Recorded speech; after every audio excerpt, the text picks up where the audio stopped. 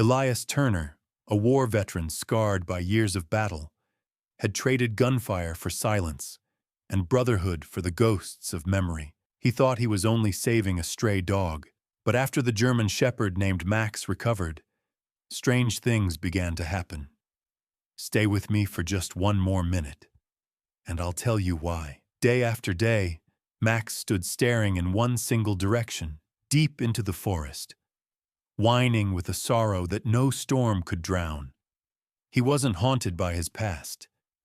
He was trying to deliver a message. Trusting his loyal companion, Elias followed Max for hours through the wilderness, until they found a forgotten cabin buried in the woods. The door was locked from the outside, yet a thin trail of smoke still rose from the chimney.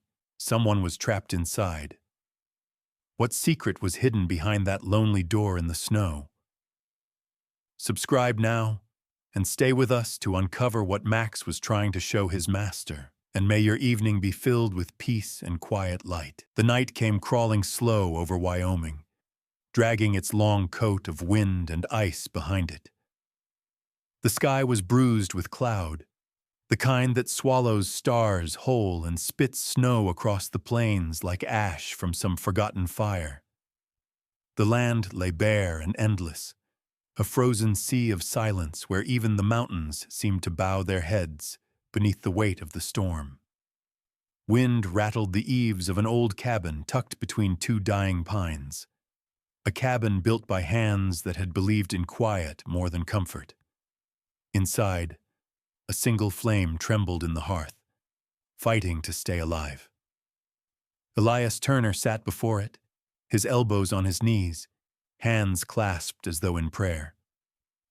The years had carved their history into his face, lines deep as riverbeds, the kind that come from squinting against both sunlight and sorrow. His hair, once black as iron, had surrendered to gray along the edges, and his eyes, dark and still, carried the heaviness of men who had seen too much and spoken too little. The firelight made the silver in his beard glint like frost, and for a moment he looked less like a man than a shadow remembering itself. His jacket, an old olive one with faded patches that still whispered U.S., hung loose around his shoulders, the collar turned up against a cold that had long since stopped being only weather. He had come to this place to forget the sound of shouting, the smell of dust and cordite, the names he couldn't save. The cabin was his medicine, and silence his only cure.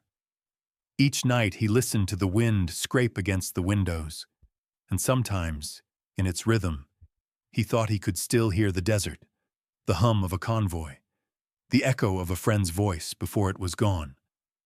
But tonight, something different rode the wind. Something small, uncertain, alive. It started faint, a soft tapping, no louder than a moth's wing against wood. Elias frowned, turning his head. The fire hissed, and for a moment he thought it was the crackle of sap inside the logs. But the sound came again, a fragile, deliberate scratching at the door. He held his breath. The kind of silence that follows fear filled the room.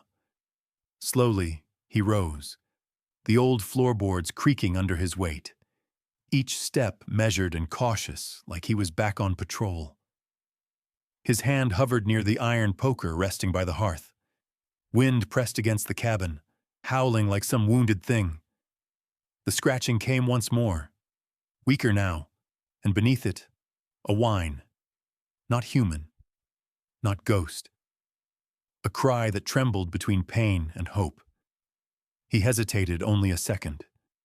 Then, with a breath that turned white in the air, Elias lifted the latch. The door groaned open, and the storm lunged in, a beast of snow and breathless cold that clawed at his face and throat. The world outside was a blur of white madness, a canvas of wind and ice so fierce it stole sound itself. But there, collapsed against the threshold, half buried in drifting snow, was a shape. 4 legs, fur stiff with blood and frost, ribs shuddering in shallow rhythm. It was a dog, a German shepherd, large but gaunt, its coat a mix of sable brown and storm gray. Its muzzle was crusted with ice, one ear torn, eyes half closed but still fighting, still looking. Elias knelt without thinking, his knees sinking into the snow, the cold biting through his jeans. "Easy, boy," he muttered, though the words came out rough, like gravel breaking loose. He slid his hands beneath the animal, feeling the heat, faint but stubborn, beneath the matted fur. The dog's weight sagged against him, heavier than it should have been, as if it carried more than just its body, as if it carried memory itself. Inside, the fire flared as the door slammed shut against the wind. Elias laid the dog on the thick rug before the hearth, his hands working automatically, the same sure motions he had used on men bleeding in desert dust years ago. He stripped off his gloves and pressed his palm to the dog's chest. A heartbeat. Weak. Fading. But there. The room filled with the smell of wet fur and old smoke. He fetched his canteen, tilting a few drops toward the dog's mouth, but the creature didn't move. Its breath came out in faint mist, and Elias could see the rise and fall of its ribs like the slow tide of a dying sea. For a long time he just sat there, staring at it, the fire reflecting in his eyes. He could have left it outside. The world would have understood. Men like him weren't supposed to care anymore. But he did.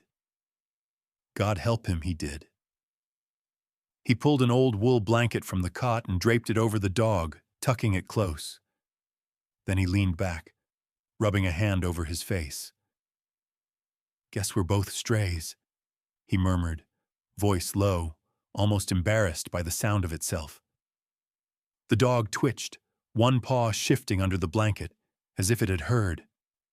Outside, the wind tore at the mountains, but inside the cabin, the fire's glow softened the world into gold and shadow. Elias sat in silence, his back against the chair, listening to the rhythmic crackle of the logs. The sound reminded him of campfires from another life, of men laughing, passing canteens, pretending they weren't afraid. He wondered if any of them had found peace, or if they were all like him, wandering ghosts in their own homes. The minutes dragged. Snow hissed against the windows. He watched the flames lean and twist, saw faces in them that weren't there. Somewhere in the midst of that half-dreaming, half-memory daze, the dog stirred. A small, almost imperceptible sound, the soft exhale of something choosing to stay.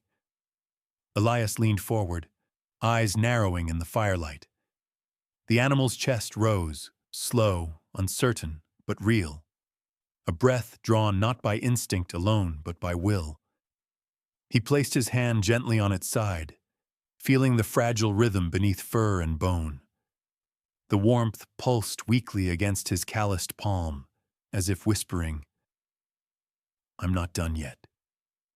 He let out a long breath he hadn't known he was holding. The wind outside roared, then quieted, as if the storm itself had paused to listen. For the first time in a long while, Elias didn't feel entirely alone. The cabin still smelled of damp fur and ash, still creaked under the weight of the cold. But something had shifted. The silence no longer felt empty. He leaned back in his chair, eyes heavy, watching the firelight play across the worn boards of the floor, the curve of the dog's back beneath the blanket, the faint shimmer of melting ice along its fur. Somewhere deep within the storm, a coyote howled, long and mournful, yet strangely tender, like it too was praying for mercy. Elias turned his head toward the window, but the glass was fogged with breath. He could see only his reflection, a tired man with eyes that had learned too much about loss. Then he looked down again. The dog's chest lifted once more, steadier this time. That was enough. He reached out, adjusting the blanket around the creature, and whispered, "You hold on, soldier." The fire crackled softly. Outside, the wind began to fade, its fury giving way to a deep, listening calm. Inside, the warmth spread, slow, like dawn touching the edge of night. And as the old soldier watched, the dog's breathing evened into a fragile rhythm that sounded almost like peace. Somewhere in that quiet, something old inside Elias, something he had buried under silence and years, began to stir again.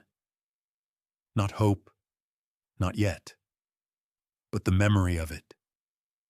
And in that small cabin, under the sighing breath of a dying storm, two broken souls began, without knowing it, to heal each other. Morning drifted into the cabin like a fragile guest, pale and slow, brushing its cold fingers along the windowsill where frost still clung like lace. The fire had burned itself down to a bed of deep red coals, their glow trembling faintly against the log walls. Elias sat on the floor, sleeves rolled up, a basin of warm water beside him. The air smelled of antiseptic, pine smoke, and the faint iron tang of blood. He worked with quiet focus, his rough hands steady, the same hands that once held pressure on open wounds beneath desert suns. The sound of the needle cutting through flesh and thread was small but deliberate, like the whisper of mending time itself. The dog lay still before him, eyes open, watching every motion. There was no fear in those eyes, only endurance, old and knowing, like something that had seen the world's cruelty and still chosen to live in it. Elias murmured to him, a low rhythm that kept his own heartbeat from breaking its calm. "You're tough, boy," he said softly. "Real tough." The stitches lined the dog's flank with careful precision, neat, tight, soldierly. When it was done, he cleaned the blood with a damp cloth, his touch slow and deliberate, the way a man touches something sacred. He sat back, wiping his brow, studying the creature under the firelight. The coat, though dirt-caked and ragged, carried a richness beneath, a sable gold that caught the red glow like a living ember. The dog's chest rose in slow, deliberate rhythm. His paws, strong and large, flexed faintly with each breath. Elias poured a little warm water into a metal bowl, slid it forward across the floor. The animal sniffed, then lapped carefully, each movement precise, grateful, dignified. That quiet composure moved Elias in a way he didn't expect. "Max," he said suddenly, as though the name had been waiting on his tongue. "Yeah, you look like a Max." The dog lifted his gaze, as if accepting the name not as a command, but as a recognition. Days folded into one another like pages of a worn-out book, each one marked by fire, snow, and silence. Elias's life settled into a rhythm. Chop wood, tend the fire, check the snares, and speak softly into the emptiness that no longer echoed back. Max followed him through it all, his paws leaving a trail beside Elias's boot prints, his breath rising like small clouds against the white air. Sometimes Elias talked aloud while working, words tumbling loose after years of being locked behind the teeth. He told Max about the desert, about nights when the heat shimmered like glass and men vanished without sound, about the brothers who never made it home. Max never looked away. His amber eyes met Elias's with an attention that was neither pity nor judgment, only the calm presence of something that understood pain's private language. That silent companionship began to do what no doctor, no prayer, no whiskey ever had. It made the world a little less cruel. Elias would catch himself humming while splitting wood or carving small figures from pine, half songs from half memories, and for the first time in years, they didn't sound hollow. The storm outside softened with the days that followed. Snow still lay deep, but the wind no longer screamed. It whispered instead, a low hush through the pines. On some evenings, the sky burned a dusky red as the sun went down, and Elias would open the cabin door to watch the color fade across the ridges. Max would stand beside him, ears lifted, nostrils flaring to taste the cold air. He was young, perhaps 5 years old, strong but lean, his movements smooth and deliberate like a creature trained to trust instinct over fear. There was an alertness to him that never slept, even in stillness. Elias admired that. It reminded him of who he used to be. One night, the air turned brittle again. The fire popped sharply, sending a brief spray of sparks into the room. Elias sat at the table, carving the rough shape of a horse from a block of pine. His hands moved with easy familiarity, knife glinting in the lamplight. Max lay by the hearth, chin on his paws, eyes half closed. The only sounds were the knife against wood, the faint whistle of wind beyond the cabin walls, and the slow, steady rhythm of two beings who had made peace with quiet. Then Max stirred. His ears pricked, head lifting, eyes suddenly sharp. His body went tense, not in fear, but alertness so pure it felt like the room itself had stopped breathing. Elias froze mid-cut, knife hovering above the wood. "What is it, boy?" he whispered. The dog didn't move at the sound. He stared toward the window, muscles coiled, a low vibration in his throat like thunder heard from a distance. The fur along his spine rippled once, then stilled. Elias followed his gaze. Beyond the glass, the world was silvered by moonlight, a sea of white and shadow. The black tree line stood motionless, branches heavy with frost.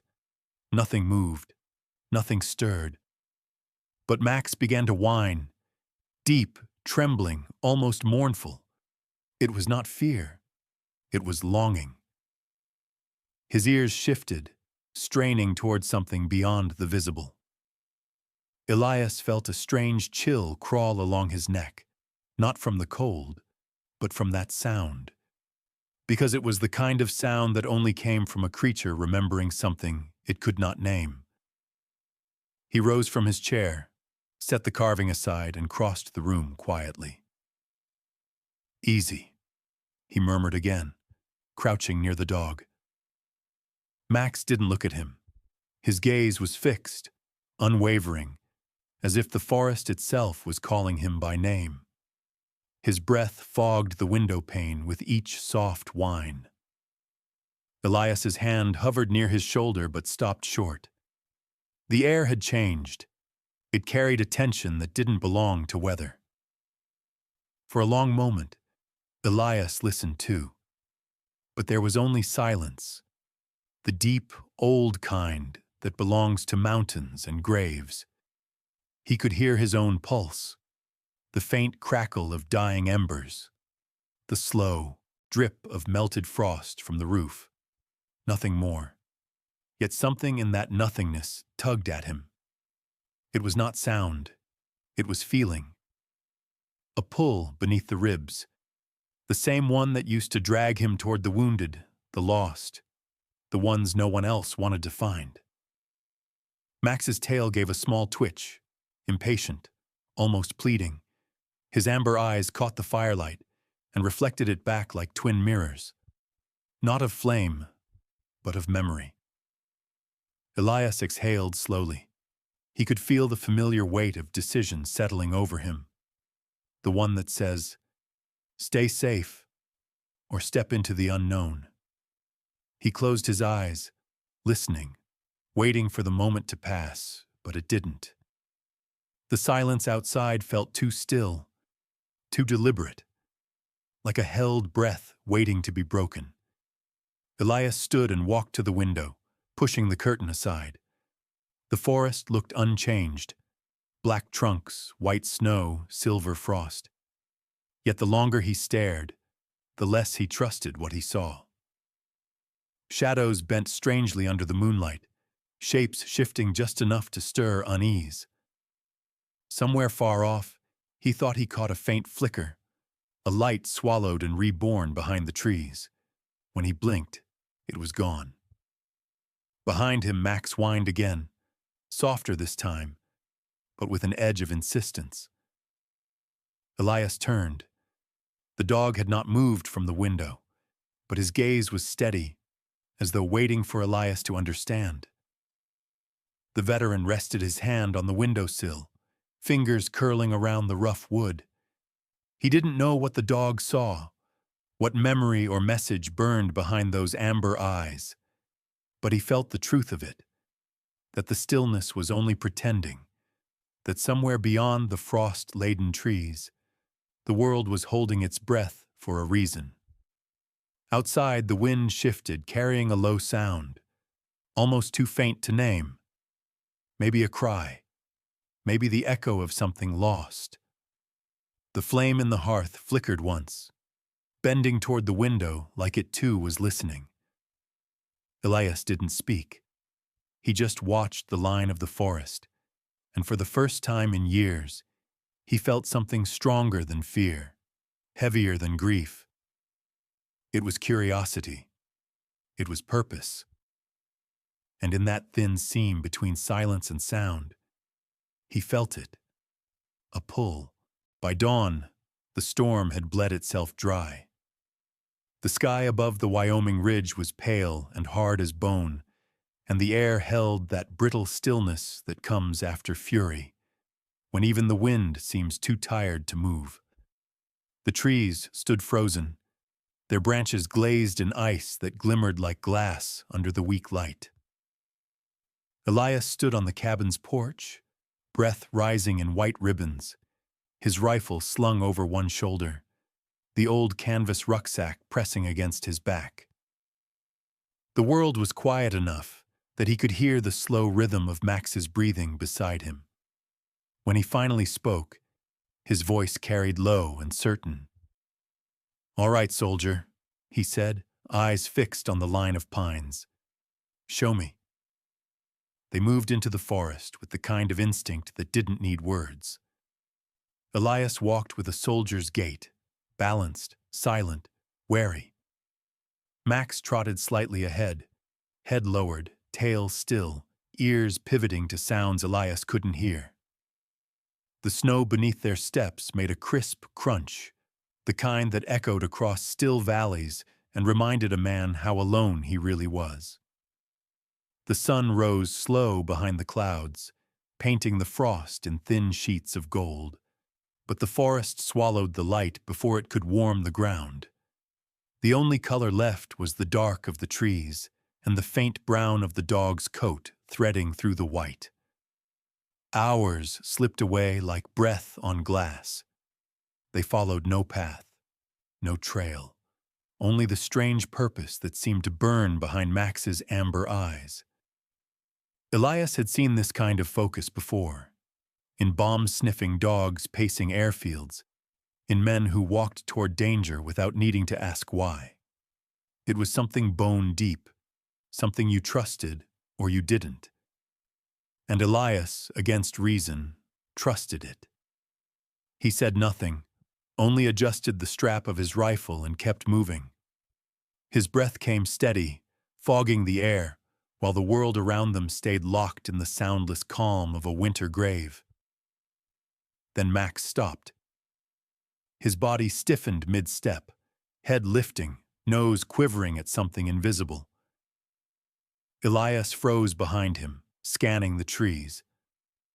Between the black trunks, a shape emerged.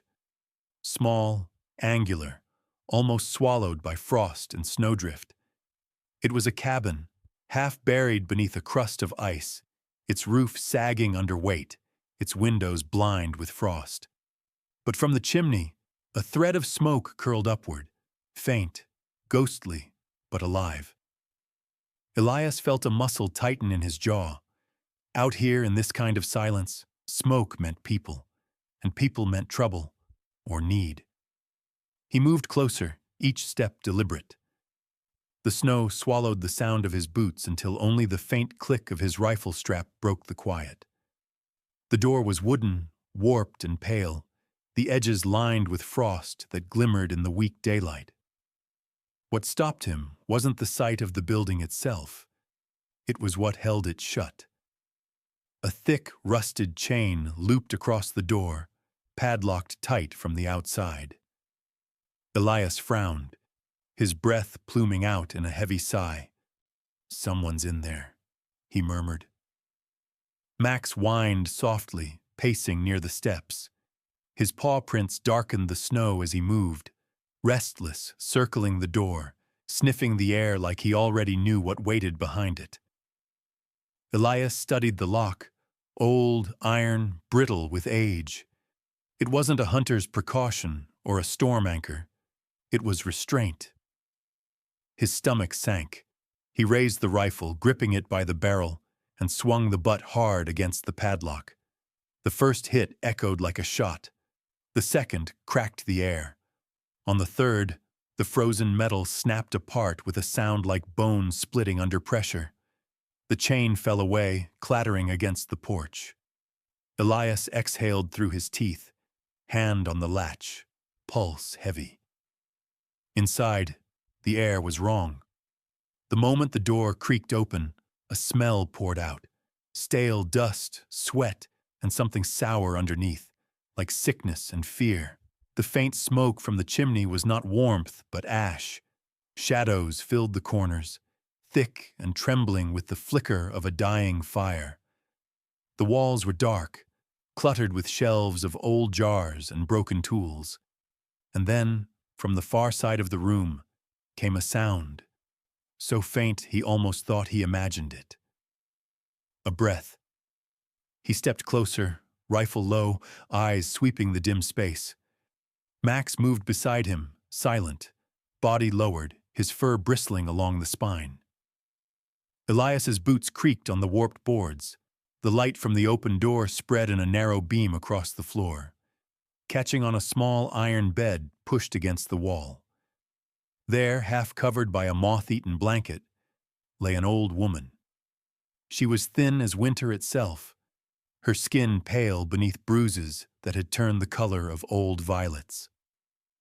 One wrist was shackled to the headboard with a length of iron chain. The other rested limp at her side. Her lips were blue, cracked from thirst, and her gray hair was matted against the pillow. The faint sound of her breathing rasped through the room, shallow and uneven. When the light touched her face, her eyes fluttered, slow, uncertain, and opened just enough to see him. Elias froze, the rifle lowering instinctively. For a moment, he could not speak. The room seemed to tilt, the silence pressing in on him. Max stepped forward first, moving to the edge of the bed. He sniffed the woman's hand, then whined, a low, trembling sound, half sorrow, half recognition. The woman's cracked lips parted, and a single word, if it was a word, escaped, no louder than a sigh. Her fingers twitched, trying to lift. "Hey, hey!" Elias's voice came out rough. He slung the rifle over his shoulder and crouched beside her. "You're all right. You're safe now." His hands, steady from years of battle and healing, moved to the shackle. The metal was rusted, biting into her thin wrist. He tugged, testing the give. "Damn it," he muttered, glancing around for something to pry it open. The old woman blinked slowly, her gaze drifting toward the dog as if the sight of him brought back something distant. A tear, small and fragile, slipped down her cheek, cutting a clean line through the dirt. Elias saw it but didn't comment. He knew that kind of tear, the one that comes when hope returns so suddenly it hurts. "Max," he said softly, and the dog looked up, ears twitching. Elias rose, grabbed an old iron wrench from the cluttered table nearby, and jammed it into the shackle's loop. He pulled hard. The rusted metal resisted, groaned, then snapped. The chain clattered to the floor. The sound was sharp, startling, like freedom breaking open. The woman gasped faintly, her chest rising in uneven breaths.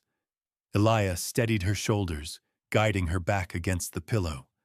Her skin was cold beneath his hands, paper thin, fragile. "Don't move," he said quietly. "You've been through hell." He reached for the blanket, pulling it higher, tucking it beneath her chin with a gentleness that surprised even him. For a moment, he just stood there, watching the fragile rhythm of her breathing.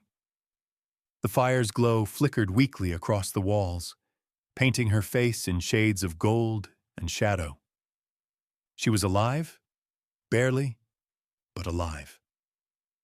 Outside, the wind began to pick up again, brushing through the pines with a hollow whisper. Elias didn't move.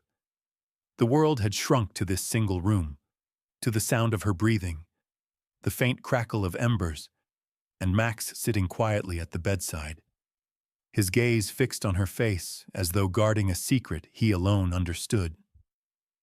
Elias exhaled slowly, the steam of his breath merging with the smoke curling through the air. He didn't know who she was, or how long she'd been here, or what darkness had left her chained in this frozen place. But the smell of fear in the room was real, heavy, human. And the look in Max's eyes, recognition mixed with grief, told him this was no accident, no random discovery in the snow. He glanced once more at the broken chain, at the bruised wrist now trembling faintly with life, and whispered under his breath, "Someone did this to her." Then he looked toward Max. The dog's gaze didn't waver. His tail thumped once against the floor, slow, certain. And in that still, dim cabin surrounded by the breath of ghosts and frost, Elias felt the truth settle deep in his chest. He had followed the dog into the storm, and now he understood why. Steam rose from the dented kettle as Elias poured boiling water into a chipped enamel bowl. The air inside the small cabin was thick with the scent of wood smoke and something metallic. Blood, old and stubborn, clinging to the wooden floor. He knelt beside the bed, sleeves rolled past his elbows, his breath forming faint clouds in the dim light. The woman on the mattress stirred, her cracked lips parting in a sound halfway between a sigh and a prayer. "Thank you. Thank you," she whispered, the words thin and brittle as parchment. Her name, she told him, was Mrs. Hollis, 80 years old, once a schoolteacher in the next valley before the years turned her bones fragile and her voice into a trembling reed. Her face, though gaunt, carried traces of a dignity time had not erased. Deep lines ran like tributaries across her cheeks, her skin pale as faded paper beneath a scatter of gray hair. Her hands trembled as Elias dabbed her bruised wrist with a warm cloth, but her eyes, a washed-out blue that once must have been bright, followed his movements with quiet gratitude. Each time he touched her skin, she seemed to flinch, not from pain, but from the memory of something worse. "You're safe now," Elias murmured, his tone steady. The same one he had once used with wounded soldiers who needed to believe in calm more than medicine. Max stayed pressed against the bedpost, unmoving except for the slow shift of his chest.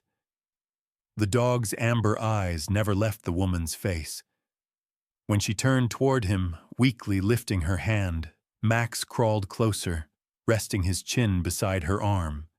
He licked her fingers, gentle, deliberate, then whined, a low, trembling sound that seemed to come from somewhere deeper than his throat. Her lips quivered. "You came back," she said softly, the words breaking apart like thin glass. Elias looked at them both, his jaw tightening at the sight. The kind of reunion that doesn't need words because the pain beneath it already speaks enough. When the woman drifted back into shallow sleep, Elias rose and moved about the room, searching for anything useful. The place was a mausoleum of forgotten years, shelves filled with dust, broken glass scattered on the floor, an old table sagging under its own weight. On it sat a half-burned candle, a rusted spoon, and what looked like a notebook, its cover warped and blackened by soot. He brushed away the dust and opened it carefully. The first pages were filled with shaking handwriting, thin strokes carved into yellowed paper by a hand that had written through fear. He read in silence, the fire crackling faintly behind him. "My name is Eleanor Hollis.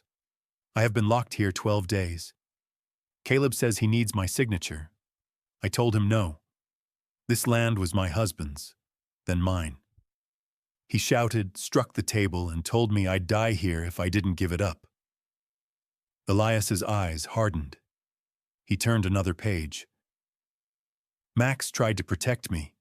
He lunged at him. Caleb kicked him until he stopped moving.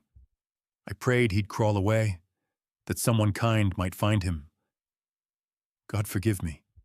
I could not save him. I can only wait." The words ended there, the ink blotting where a hand had trembled too hard to finish. Elias's thumb pressed against the edge of the page, the paper crinkling beneath his calloused skin. He had seen cruelty in many forms, in deserts, in cities, in the eyes of men who believed survival was license. But what turned his stomach wasn't the violence itself. It was how familiar it looked, how easily it wore the face of home. He glanced toward the bed. The old woman slept fitfully, her breathing uneven but steady enough to hold on. Max had not moved. His head rested on the blanket near her hand, his eyes half closed but alert. Every so often, a low hum came from his throat. Not a growl, but something closer to a vow. Elias turned back to the table, his fingers tracing the edge of the notebook. "You've seen monsters too, haven't you, boy?" he murmured. The dog's ears twitched. "Not the kind wearing uniforms. The ones who think mercy's a weakness." He stared into the fire, its glow washing over his face, deepening the shadows beneath his eyes. For a moment, he saw faces in the flame, men who'd betrayed others for a ration, for a rank, for the hollow victory of being feared. The war had taught him one thing. Monsters didn't need battlefields. They just needed permission. He exhaled slowly, the air thick in his chest. His gaze drifted to the window, where frost crept like slow vines across the glass. Outside, the forest was still, too still. A silence that wasn't peace but pause. Max's ears perked suddenly. He lifted his head, eyes darting toward the door. Elias felt the change immediately. The dog's fur bristled, his body going taut like a drawn bow. Elias rose, rifle instinctively within reach. "What is it?" he asked under his breath. But Max didn't glance back, his gaze fixed on the entrance. The woman stirred faintly at the shift in the room's air. The wind outside had picked up, a faint moaning through the pine trunks. But beneath it came another rhythm, faint, deliberate. Footsteps, heavy, slow, coming closer. Elias stepped between the door and the bed, his stance quiet but unyielding. Max moved forward a pace, teeth bared just enough to gleam in the firelight. The latch rattled once, tentative, like a testing of locks. Elias's finger brushed the trigger guard, but he didn't raise the weapon yet. He could see the handle twitch, hear the faint creak of wood under shifting weight. Whoever was out there knew how to move in silence but didn't care enough to hide. Another rattle, this time harder. The chain Elias had broken hung loose against the frame, swaying gently. The fire snapped, throwing long shadows up the wall. Elias's breath slowed. Max's growl deepened, rolling through the air like thunder trapped inside a chest. The woman whispered something, barely audible. Her eyes had opened again, wide and wet with fear. "He's back." The sound outside paused. Then came one final scrape of a boot on frozen wood. The latch turned. The door burst inward with a violent crack, splinters scattering like shrapnel across the floor. For an instant, all sound vanished. Then chaos broke loose. A man filled the doorway, broad-shouldered and mud-streaked, his face twisted by a sneer that reeked of arrogance and stale whiskey.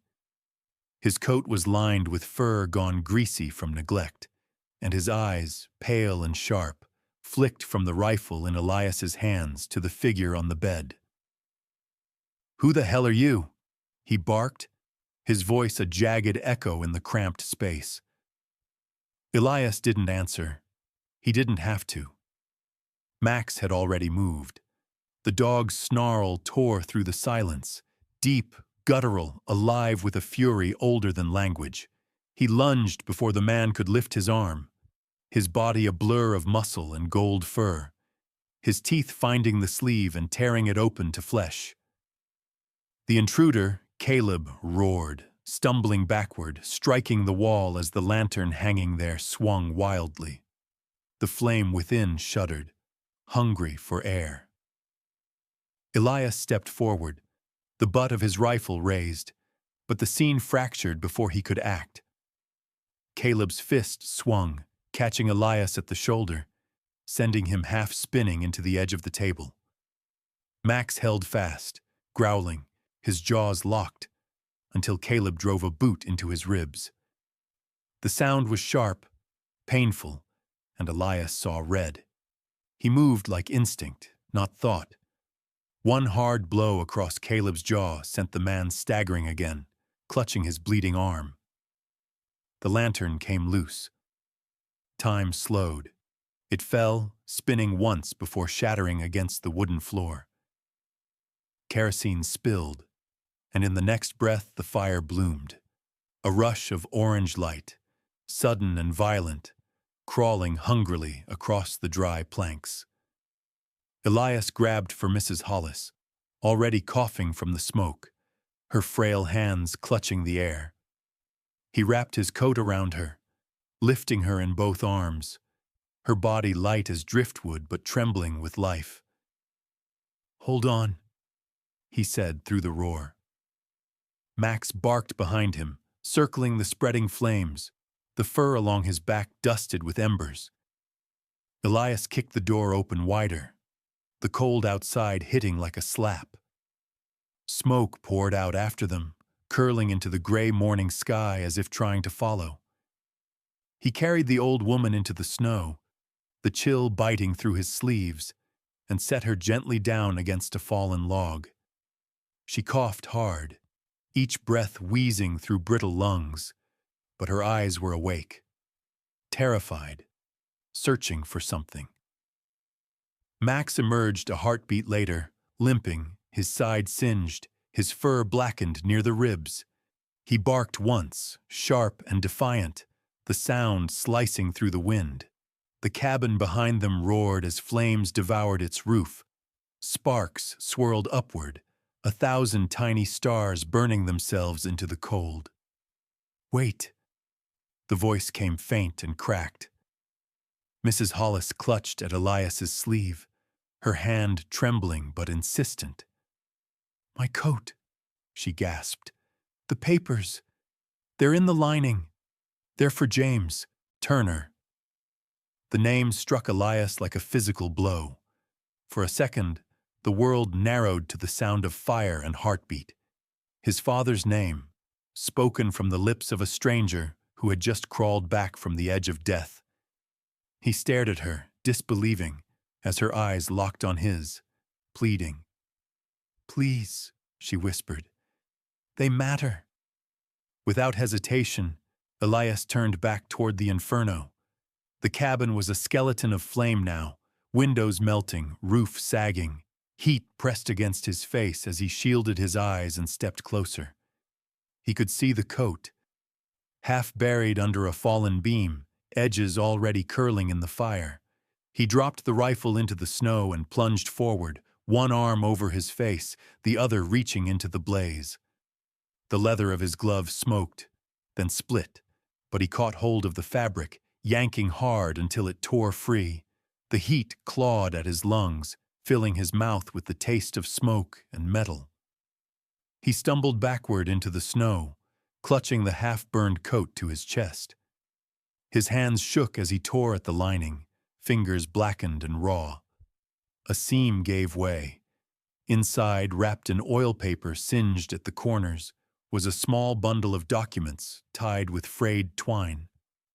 He opened them slowly, the wind tugging at the edges. The ink had bled in places, but the words were still legible. Eleanor Hollis and James Turner, 1968. The letters blurred before his eyes. His throat closed, the sound that escaped him caught somewhere between disbelief and grief. The paper trembled in his grip as the truth unfurled itself. His father's name written beside hers, not in passing, but in union. He looked up. Mrs. Hollis was watching him, her face lit by the reflection of the burning cabin. Tears streaked the soot on her cheeks, and for a moment, through the smoke and distance, she didn't look like a stranger at all. The shape of her eyes, the softness of her jaw, they carried an echo, something familiar, something that belonged to his father's old photograph, the one he kept folded behind his dog tags. Elias's breath came unevenly. He knelt beside her, snow clinging to his knees, and held up the papers. "You knew him," he said quietly. She nodded once, barely able to speak. He promised me he'd come back," she managed between coughs. "But the war took him, didn't it?" Elias's gaze fell. The snow around them glowed orange in the reflection of the flames. Max pressed close, his body trembling from exhaustion, but his head resting against Elias's arm as if to steady him.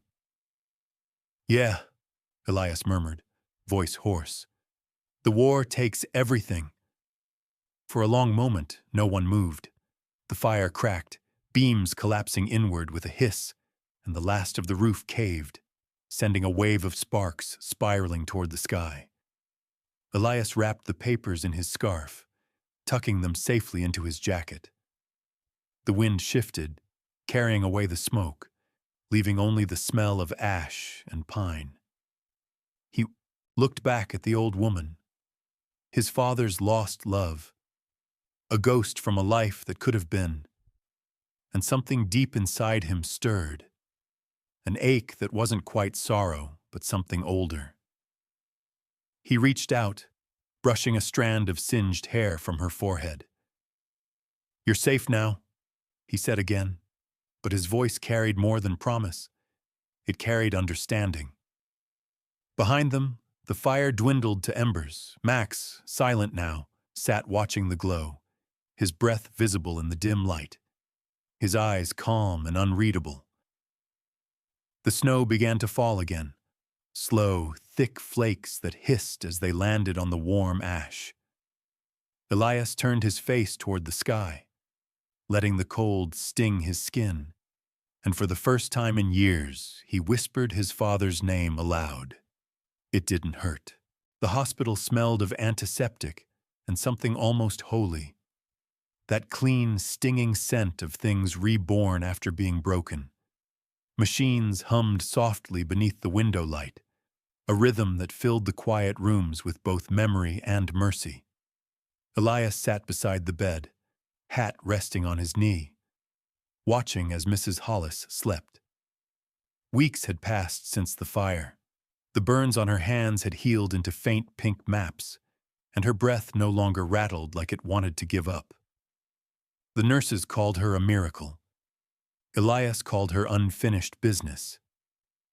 When she woke that morning, the sunlight stretched through the blinds like a shy visitor. Her voice came slowly, a cracked melody finding its way back through the years. "You look just like him," she murmured, eyes half closed.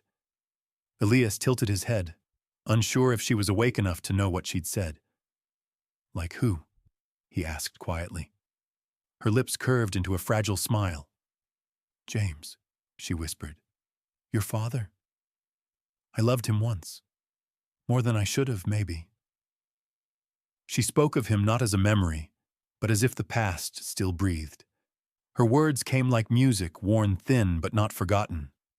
She told him how they had met one summer in 1968, she a young widow running her family's orchard, he a soldier on leave, tall and sure but with eyes too old for his age. "He told me he'd come back," she said, her hand trembling as it reached for his. "But the war doesn't give men back the way it takes them. He wrote for a while, and then the letters stopped. I buried his name like a secret, and this land was all I had left of him." Elias listened without interruption.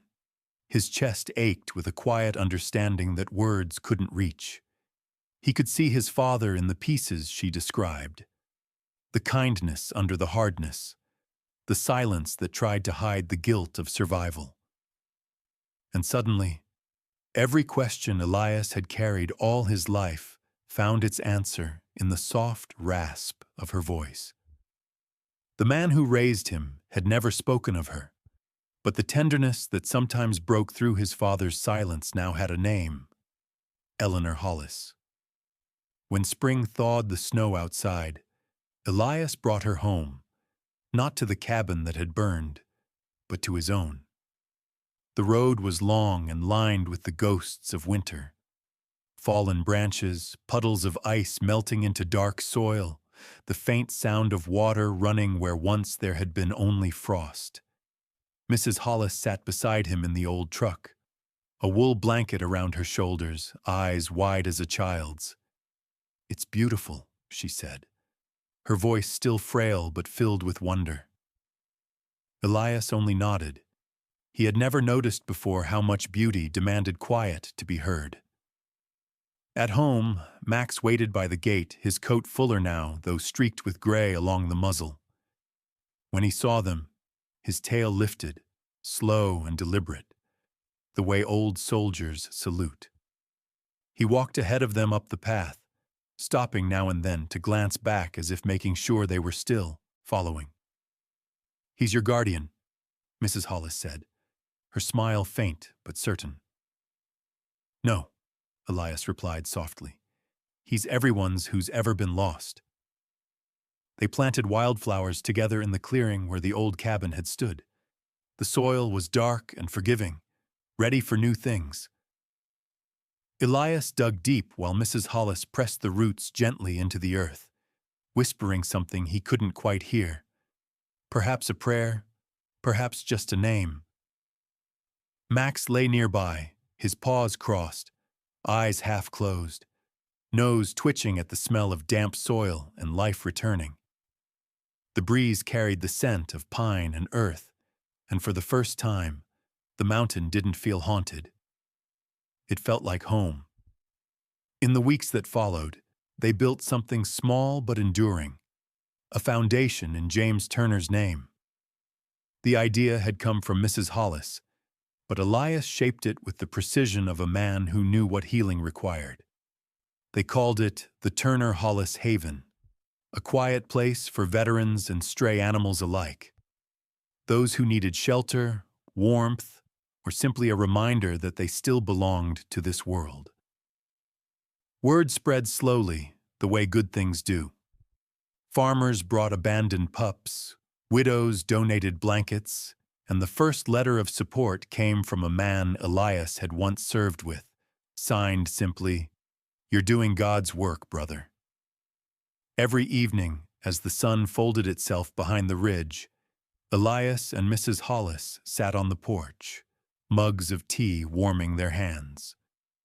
She told him stories of the orchard that once bloomed with peaches and laughter, of how James used to hum while fixing the fence. Elias shared memories of a different kind: desert winds, lost friends, the nights when he'd thought mercy was a myth. Through their words, grief and gratitude wove themselves into something unbreakable. Max never strayed far. Even as his pace slowed, his spirit didn't.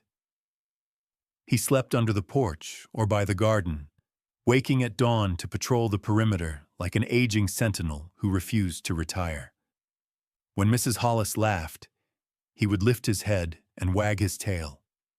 When the nights grew cold, he'd rest his chin on Elias's boot, eyes closing to the crackle of the fire. Time had carved wisdom into his face, and peace, too, the kind that comes when a creature knows its purpose has been fulfilled. One evening, when the sky blushed pink and the pines whispered low, Elias walked out into the field of wildflowers. The air was warm and soft, filled with the hum of bees and the faint trickle of a nearby stream. Mrs. Hollis watched from the porch, wrapped in her shawl, a contented half-smile resting on her face. Max followed Elias slowly, his steps careful but sure. The soldier knelt among the blooms, brushing his hand across the petals that swayed like tiny hearts in the wind. "You brought us back, boy," he said, voice barely above the sigh of the breeze. "You led us where love was waiting." Max lifted his head, eyes bright in the golden light, ears turning toward the sound. For a long, quiet moment, man and dog simply looked at one another. No command, no promise, only the understanding of souls that had walked through fire and found grace waiting on the other side.